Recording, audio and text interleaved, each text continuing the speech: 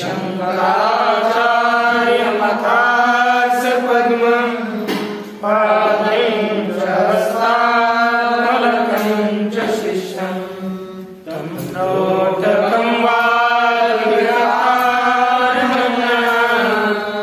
अस्मद्गुरुं सन्ततमानतोऽस्मि श्रुते स्मृते पुराणानामालयं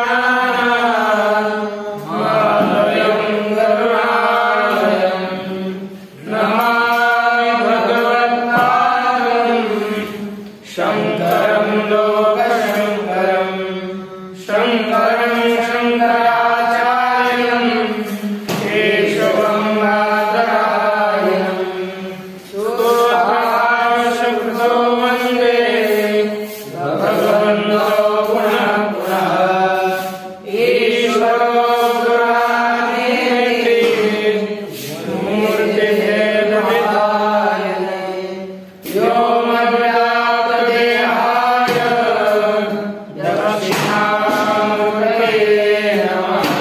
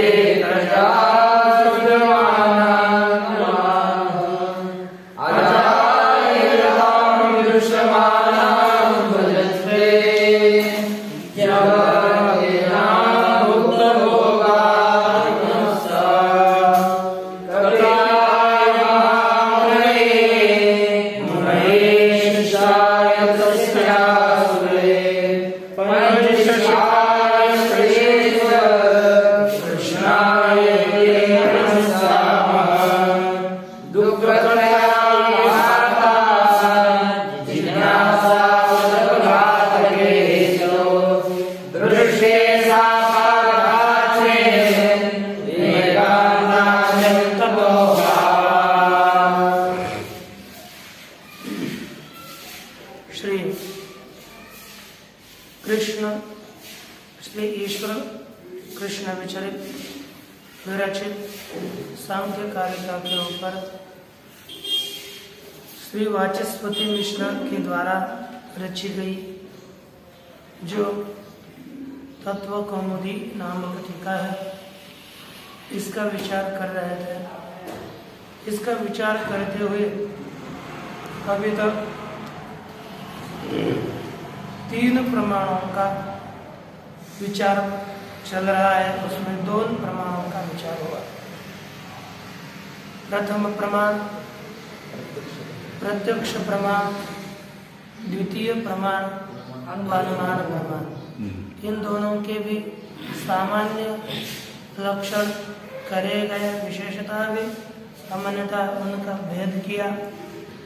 अब शब्द प्रमाण का लक्षण यहाँ पर करने जा रहे हैं, शब्द का निरूपण करेंगे। देख लीजिए आगे। प्रयोजक वृद्ध शब्द श्रवण समानंतरम प्रयोज्य वृद्ध प्रवृत्ति हेतु ज्ञानानुमान पूर्वकत्वात् शब्दार्थ संबंध ग्रहणस्य स्वार्थ संबंध ज्ञान सहकारिणश्च शब्दस्य अर्थ प्रत्यायकत्वात् अनुमान पूर्वकत्वम् इति अनुमानानन्तरं शब्दं लक्षयति। यहाँ पर क्या किया गया, ऐसे 2 व्यक्ति है, समझो एक प्रयोजक वृद्ध है और दूसरा प्रयोज्य वृद्ध है। यह वृद्ध शब्द का अर्थ थोड़ा बड़ा, ये प्रयोजक वृद्ध एक नाम दिया और प्रयोज्य वृद्ध ये किसकी दृष्टि से दिया, एक छोटा बालक था, है ज्यादा ज्यादा जितना 2-3 साल का बालक है, वो कुछ भी जानने की इच्छा कर लेता है। किसी को भी जन्मतः सब ज्ञान नहीं होता, जन्म के बाद जैसे जैसे उसको गाय पता नहीं, भैंस पता नहीं, कोई भी पता नहीं है, लेकिन एक जो प्रेरणा देने वाला है उसे प्रयोजक वृद्ध कहते हैं। और जो अब किसने कहा कि समझो और ऋषभ ने इनको कहा वैसे तो करते नहीं है, क्योंकि वो करते नहीं है ना। ऋषभ बोले उठो, है देखो उठ नहीं रहे, इसलिए वो उनको प्रयोज्य वृद्धि बोलना नहीं करे, वो तो बालक है। अच्छा वो बालक हो गए, आप किसको बोलने पर आपका कौन सुनता है? कौन से वृद्ध बूढ़ाने है, वृद्ध था थोड़ा होशियार है, अब ये बालक हो गए। अब देखो बोलो कर देखो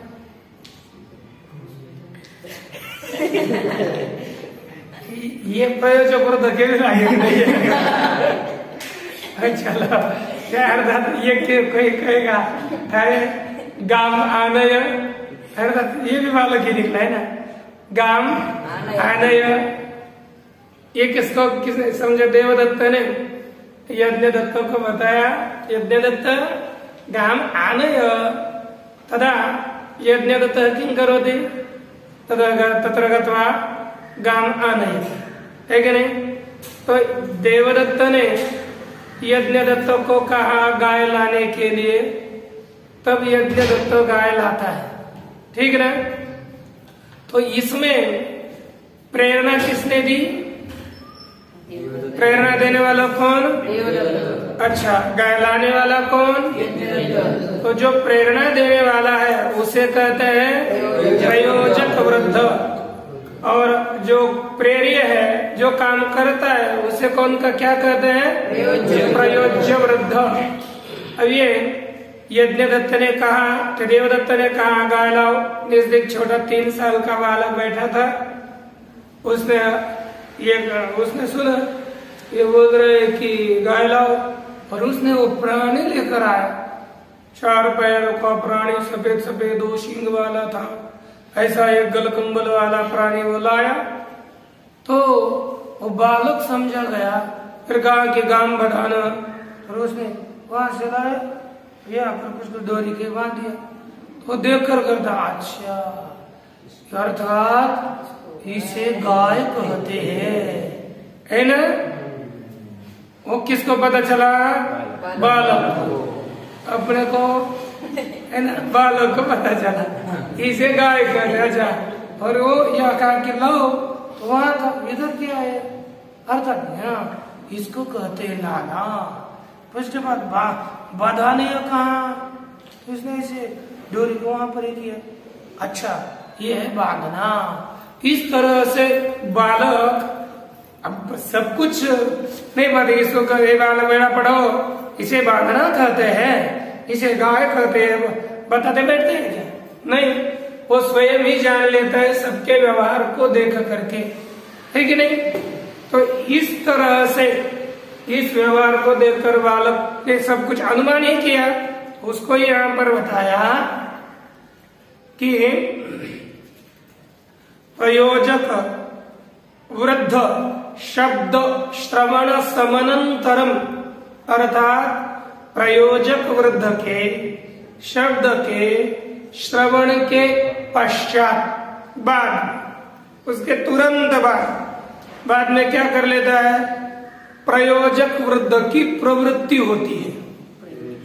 प्रयोजक वृद्ध के शब्द के श्रवण के बाद प्रयोज्य वृद्ध की प्रवृत्ति होती है, तो उसकी प्रवृत्ति को बालक क्या मान लेता है? हेतु।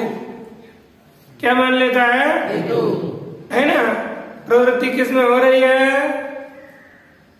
प्रयोज्य वृद्ध में। प्रवृत्ति किसमें हो रही है? प्रयोज्य वृद्ध की प्रवृत्ति हो रही। अरे दूसरे को बताया काम करने वाले के, एक ने कहा काम करो रे, वो जाकर काम करता है, दूसरा बूढ़े ने कहा बेटा पानी लाओ, बोले कि तुरंत पानी लाता है कि नहीं? तो प्रवृत्ति किसमें हो गई? उस प्रयोज्य। इसी का हम जो प्रवृत्त होता है दूसरा कोई भी हो, उसको नाम दिया प्रयोज्य वृद्ध। उस प्रयोज्य वृद्ध में क्या होती है? प्रवृत्ति होती है। क्या होती है? प्रयोज्य वृद्ध में प्रवृत्ति होती है। उसके प्रवृत्ति रूप हेतु का ज्ञान हुआ। किसे हुआ? बालक हुआ।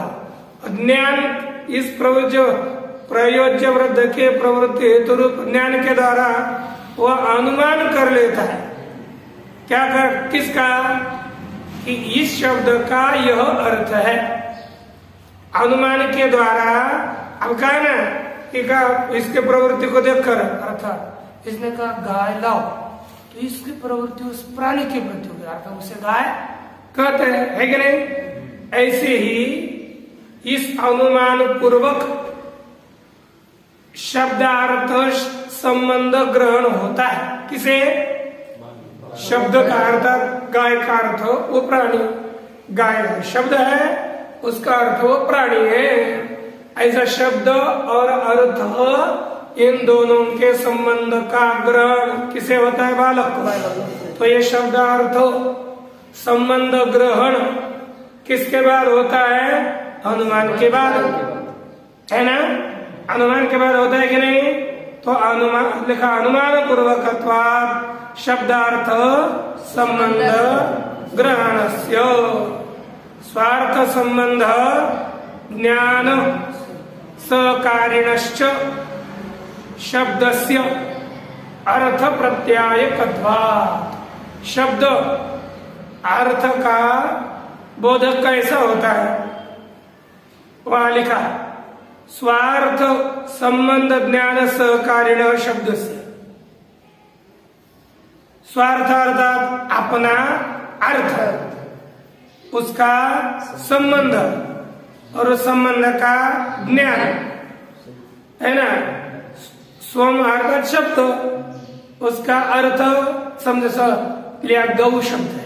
क्या शब्द है, स्वम गौ शब्द, तस्य अर्थ गल कम्बलवान पदार्थ, तस्य संबंध वाच्यवाचक भाव। इन दोनों शब्दों में क्या है, शब्द और पदार्थ में वाच्यवाचक भाव संबंध है। उस संबंध का ज्ञान, किसका ज्ञान,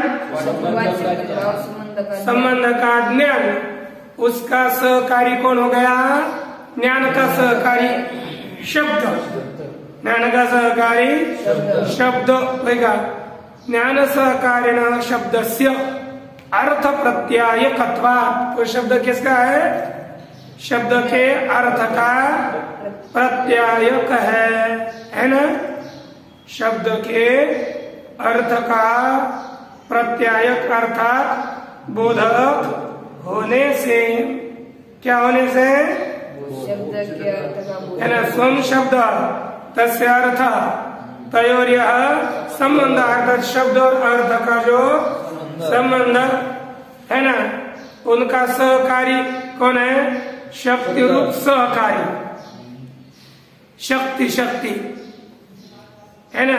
सहकारी अर्थात उनका जो संबंध, उनकी जो सहकारी है जिसका, ऐसा कौन हो गया, शब्द। वह शब्द अर्थ का बोधक होने से अनुमान पूर्वकत्वम, किस पूर्वक, अनुमान पूर्वक।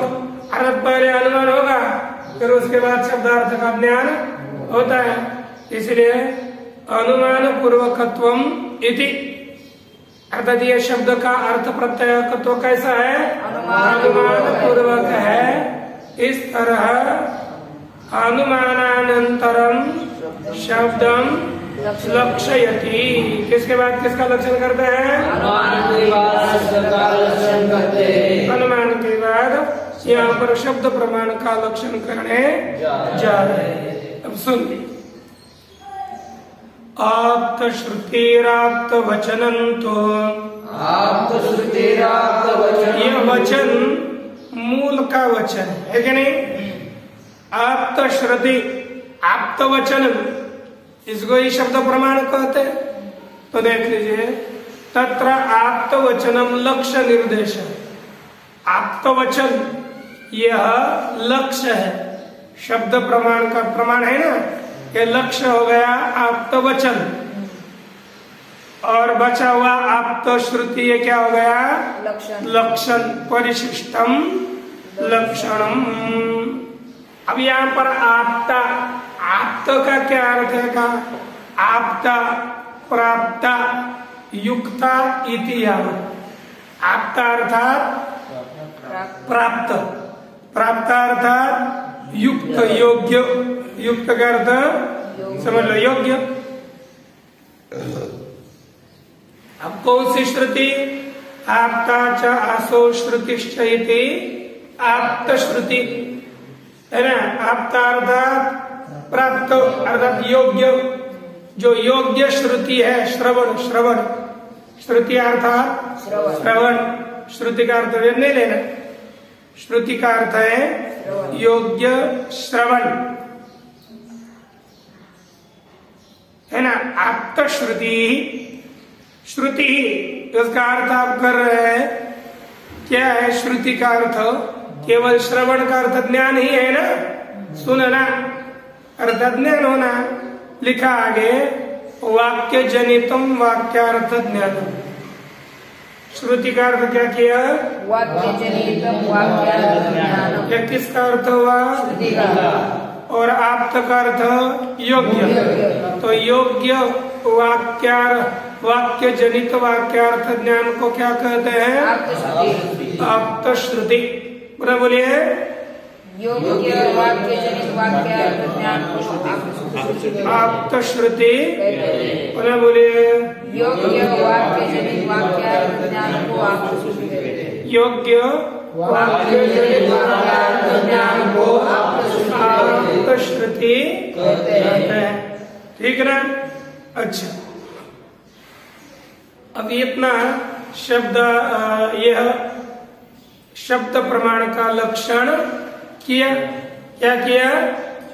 शब्द प्रमाण का लक्षण किया।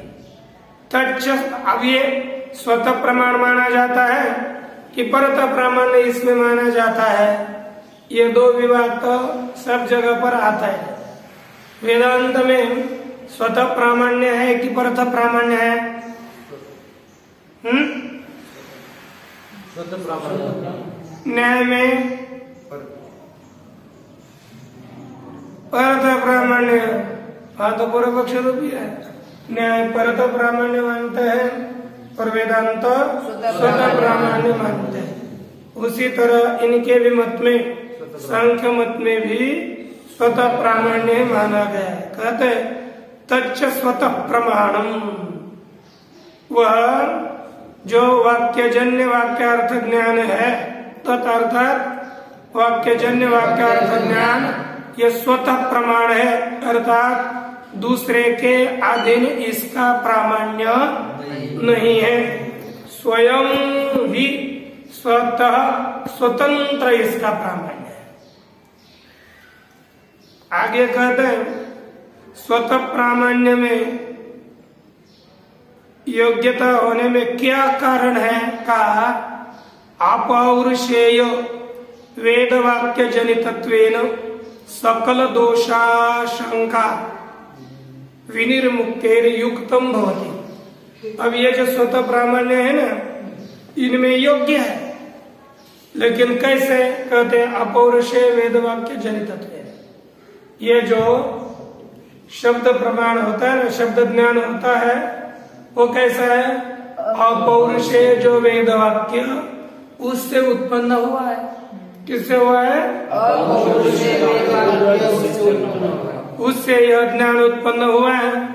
इसीलिए, और वेद में किसी भी प्रकार का दोष नहीं, सकल दोष शंका विनिर्मुक्त है, अर्थात सभी प्रकार के दोषों के शंका की निवृत्ति होने से युक्तम भवति। यही दोष रहित ज्ञान कैसा होता है? दोष रहित होता है। आप बोलोगे कि फिर वेद पुराण इत्यादियों की क्या स्थिति है? कहते वे वह विज्ञान युक्त है, वेद जन्य ज्ञान तो युक्त है, लेकिन एवं वेद मूल स्मृति इतिहास पुराण वाक्य जनितम अपि ज्ञानम युक्तम एवं, क्योंकि जैसे यह वेद अपौरुषेय है, इसलिए वह दोष रहित है, तो तन्मूलक जो शास्त्र है वह भी दोष रहित ही माना जाता है, क्योंकि उनका ही प्रामाण्य स्वीकार किया गया है। वेदों मूलक स्मृति इतिहास पुराण इत्यादि वाक्य जनित ज्ञान भी युक्त ही है। ठीक है। आदि विदुषस्य कपिलस्य कल्पादो कल्पांतराधीत श्रुति स्मरण संभव। कहते हैं आदि विदुष, जो पहले विद्वान कौन? कपिल भगवान। कहते आदि विदुष कपिल, पहले ज्ञानी जो कपिल, उनका कल्पादो अर्थात कल्प के आरंभ में, कल्पांतराधीत अर्थात अन्य कल्प कल्पांतर अर्थात दूसरा कल्प, उसमें अधीत अर्थात पढ़ा गया, जो स्मृति श्रुति पढ़ी गई श्रुति, उसका स्मरण इस युग में भी संभव है। कैसे? कहते सुप्त प्रबुद्ध से इव पूर्वेद्यु अवगतार्थानाम अपरेद्यु। जैसे कोई सोया था, आप लोगों को होता है कि नहीं आपको पता, लेकिन कोई आज पढ़कर सोया तो दूसरे दिन आज का पढ़ा हुआ स्मरण करते है कि नहीं? है? दूसरे दिन स्मरण होता है कि नहीं? आज ये जो पढ़े दूसरे दिन उसका स्मरण होता है। नहीं कहते पूर्वेद्यु अवगता नाम अर्थ, पूर्व दिन में जाने हुए अर्थों का अपरेद्यु अर्थात दूसरे दिन में। जैसे सुप्त प्रबुद्ध से सोकर उठे हुए मनुष्य को स्मरण संभव है, उसी तरह पूर्व कल्प में पड़े हुए वेदों का द्वितीय कल्प में स्मरण संभव है। तथा च उसी तरह आवट्य जैगिषव्य संवादे भगवान जैगिषव्यो दशमा कल्पवर्ती जात जन्म स्मरणम आत्मनः उवाच। और उसी तरह जैसे हमने कहा ना स्मरण संभव है, उसी तरह एक ऋषि का भी अपना खुद का वचन प्रमाण रूप से दे रहे हैं। आवट्य और जैगिषव्य ऐसे दो ऋषि हो गए। उन दोनों के संवाद में जो भगवान जैगिषव्य है, उन्होंने आवट्य जी को बताया। क्या बताया? कहते जैगिषव्य क्या कहते? दशमा कल्पवर्ती जात जन्म स्मरणम। इसके पीछे 10 जो महाकल्प उसमें हो गए, उत्पन्न हुए जो जन्म, उसमें वर्ती जात है ना, सब जन्मों, उन जन्मों का स्मरण उन्होंने बताया। किन्होंने बताया? जैगिषव्य। किसको? आवट्य को। संवाद में उन्होंने कहा मुझे इतना जन्म का विस्मरण है, पीछे मेरे इतने जन्म हुए, ऐसा बताते है ना। वही कहते कि 10 महाकल्प वाक्य दिया है। 10 महाकल्पेषु विपरिवर्तमानेन अभिभूत बुद्धिसत्वेन अनभिभूत बुद्धिसत्वेन मया इत्यादि ना ग्रंथ संदर्भेण। उनका जो ग्रंथ है उस ग्रंथ संदर्भ से ऐसा ज्ञात होता है कि उन्होंने क्या कहा कि 10 महाकल्पेषु 10 महाकल्पों में विपरिवर्तमानेन है ना, घूमने वाले, उसमें अटन करने वाले,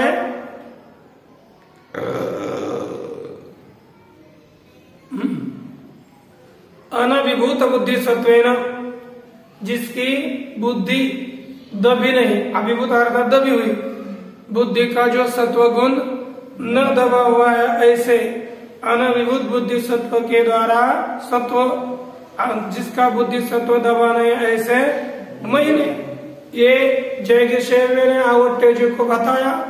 इस वाक्य रूप जो ग्रंथ संदर्भ है उसके द्वारा पता चलता है कि पूर्व जन्म का भी स्मरण हो सकता है ना।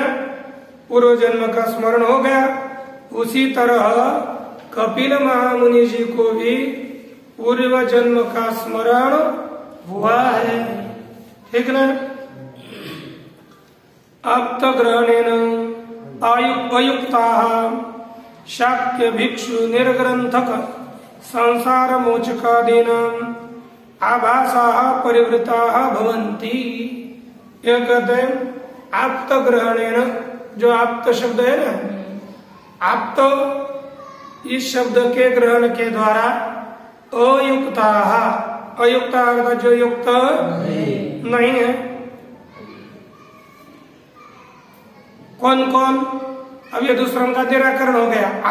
अब लक्षण में अतिव्याप्ति का निराश कैसे होता है ना, ये बता रहे। जैसे आप तो लक्षण में आप तो श्रुति का कथन किया, तो आप तो इस शब्द से शाक्य, शाक्य अर्थात बोलो जैन, शाक्य अर्थात अच्छा, भिक्षु अर्थात बौद्ध, निर्ग्रंथक, अच्छा निर्ग्रंथक जैन। शाक्य वैशिष्य कहते हैं, शाक्य चार, निर्ग्रंथक भिक्षु बौद्ध, निर्ग्रंथक जैन, और संसार मोचका देना अर्थात और ये शाक्य क्या होगा? वैशिष्य बोल, शाक्य अर्थात वैशिष्य, भिक्षु बौद्ध जैन और निर्ग्रंथक संसार मोचक चार इत्यादि की जो इत्यादियों के जो आगमाभास है। क्या है? आगम नहीं है, आगम की तरह प्रतीत होने वाले ग्रंथ। कौन से?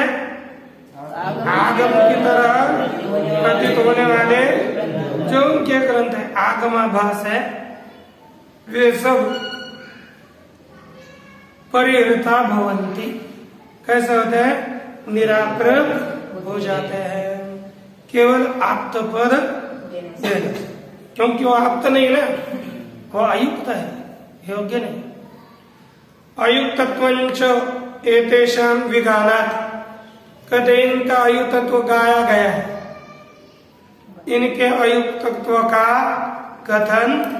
क्योंकि क्यों ये अयुक्त है?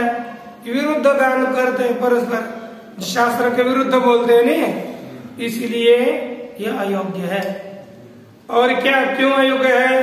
विच्छिन्न मूलत्वात्, इनका कोई मूल है ही नहीं, इनका मूल ही नष्ट हो चुका है।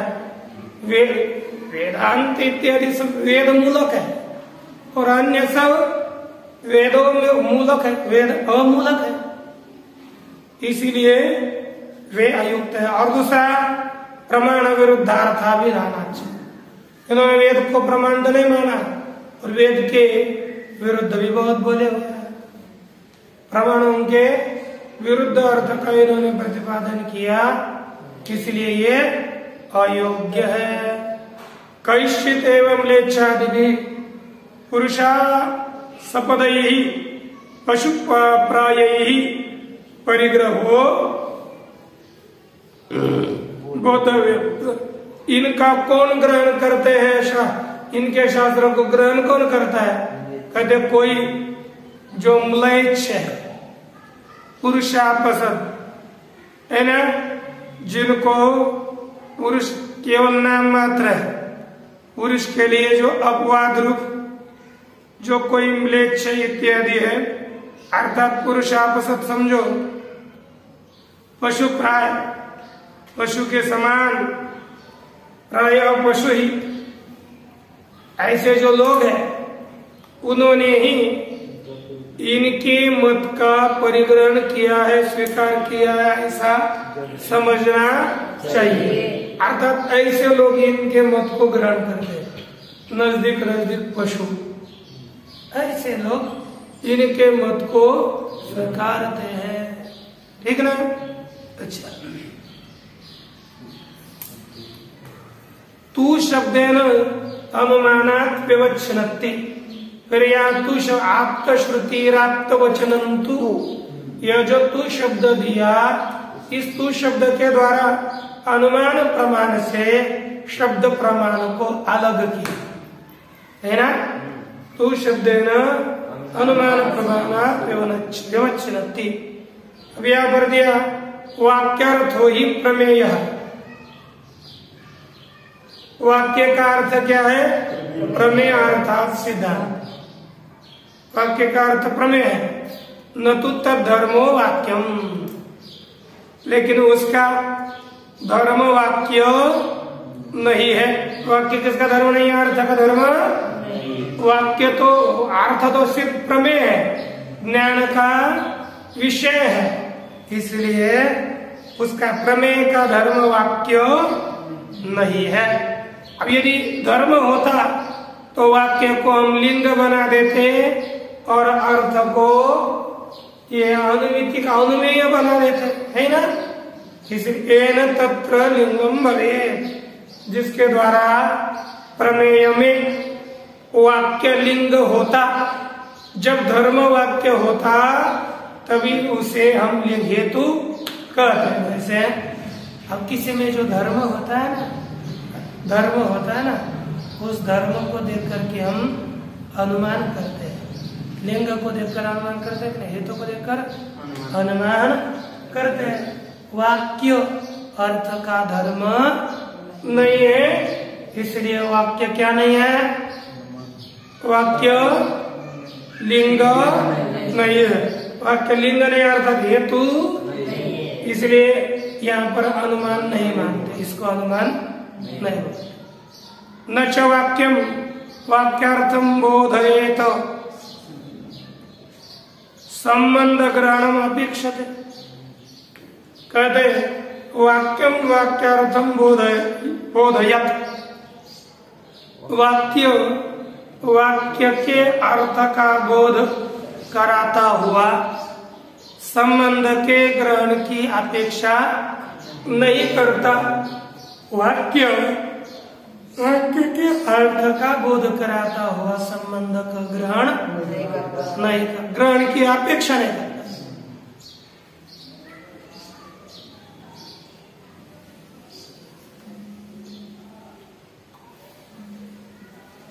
है ना, संबंध ग्रहण की अपेक्षा करते ऐसी बात नहीं करते।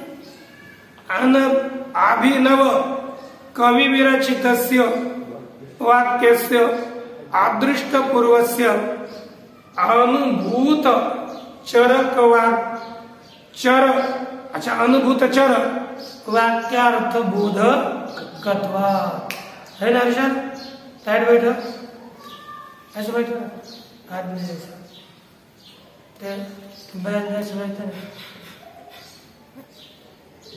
ऐसा नहीं होना चाहिए। क्या देख लेना। अभिनव कवि विरचित, अभिनव अर्थात नया कवि, कोई नवीन कवि आया, नया कवि ने ग्रंथ रचना की, तो उसने बनाया हुआ जो वाक्य अदृष्ट पूर्व से, उसको पूर्व में अनुभूत किया क्या? नूतन वाक्य बना दिया अपना, तो उसका पहले किसने अनुभव नहीं किया। तो अदृष्ट पूर्व से ऐसा जो वाक्य है, तो ऐसा वाक्य भी बोधन करता है कि नहीं? ज्ञान करवाता है ना। अनुभूत चर वाक्यार्थ बोधकत्वा, जिसका कभी भी अनुभव नहीं किया, अनुभूत चर ऐसा जो पदा वाक्यार्थ है उसका भी बोध कराता है। जिस वाक्य के अर्थ को हमने कभी नहीं समझा, उसी वाक्य के अर्थ को भी एक नया कवि का वाक्य समझा देता है कि नहीं? नया कवि ऐसे वाक्य के अर्थ को भी बोध करा देता है, ठीक है ना?